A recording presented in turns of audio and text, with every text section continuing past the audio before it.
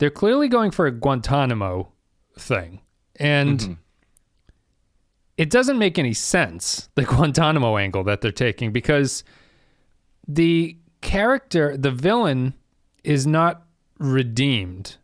The villain is not in there for the wrong reasons, it doesn't seem. And Archer, weirdly and selfishly at the end, just makes the point that we're innocent. I didn't belong there. Fuck that other guy. So it's weird that I was just expecting, you're waiting for the moment where Mark Rolston's character is like, I was falsely imprisoned, they tortured me or whatever, and then you kind of have like an idea of like, this guy could be raging against that. It might be too early in Guantanamo's history to really realize that, but like you feel that's the play. And the other weird thing about it is that in this Guantanamo relationship, the Enterprise almost takes the position of the American government in some way. So it feels pointed and like overly critical, I suppose, at that point. But they ultimately don't make a lot of issue out of it, so I don't know if it really matters. But I feel like if you're going to hint at it, you might as well go all the way and then turn your narrative into something where the villain is defined by that, and it makes it a little bit more of an interesting story.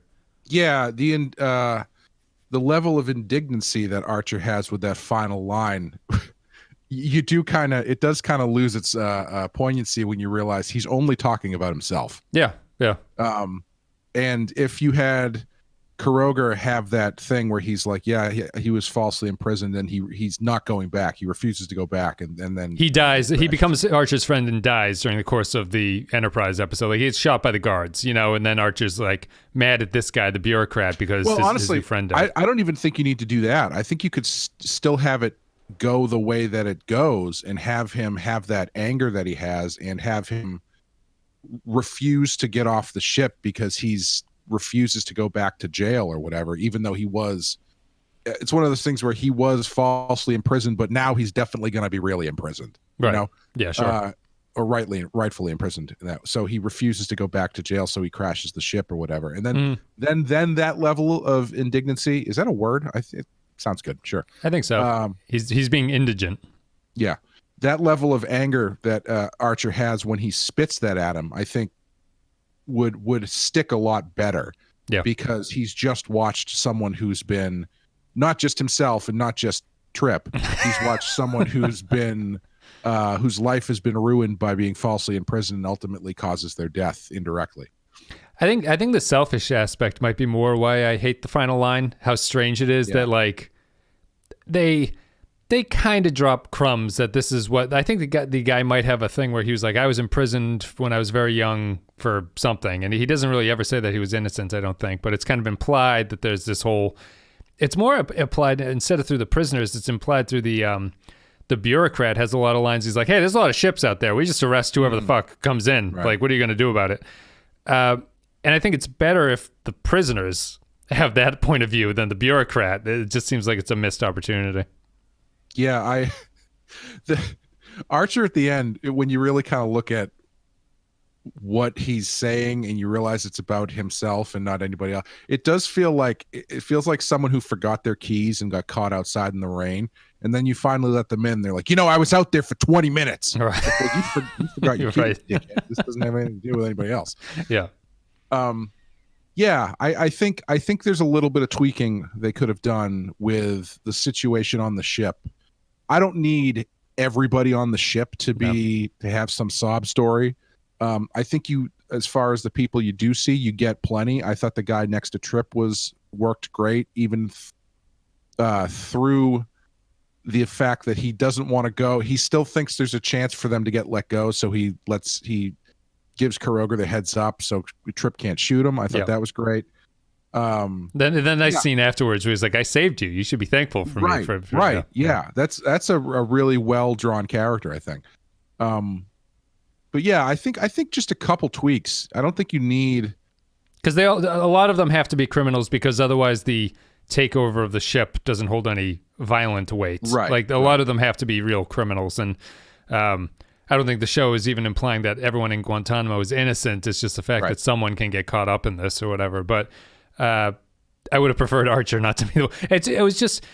It was strange to me. It's one of those strange Enterprise decisions where it's not like you're breaking new ground with this episode or this story or this storytelling. So not having the villain be an innocent person,